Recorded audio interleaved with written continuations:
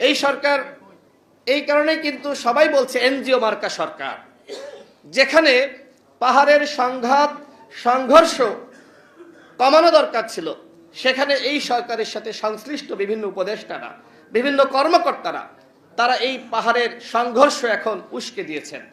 আমরা সরকারকে বলবো, আপনাদের মধ্যে যারা রয়েছে, যারা পাহাড়ে শান্তি প্রতিষ্ঠান নামে বিভিন্ন এনজিও কার্যক্রমে যুক্ত রয়েছে, এবং এই সরকারের আমলে কিভাবে আদিবাসী শব্দ আলাদাভাবে যুক্ত হলো পাঠ্যপুস্তকে, আমি সেটি জানতে চাই। এবং এটি প্রতিষ্ঠার সাথে, এটি আবিষ্কারের সাথে, এটি পাঠ্যপুস্তকে অন্তর্ভুক্তির সাথে যারা যুক্ত ছিল, তাদেরকে এই সরকারকে এখনো পর্যন্ত কৈফিয়ত নিয়েছে, জবাবদিহিতা নিয়েছে?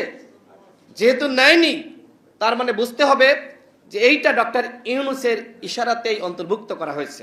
ডক্টর ইউনূস নিজেও একজন এনজিও কর্মী, তার উপর আমরা আস্থা বিশ্বাস রেখেছিলাম যে তিনি আসলে আমাদের একটি ভরসার জায়গা, কিন্তু তিনি এখন কিংস পার্টি গঠনে পূর্ণ মনোনিবেশ দিয়েছেন। এখন তিনি বলছেন নতুন দল আসবে, সেই দলের উপর তার আশীর্বাদ তিনি ব্যক্ত করেছেন। তা কোথায়? আন্তর্জাতিক গণমাধ্যমের কাছে।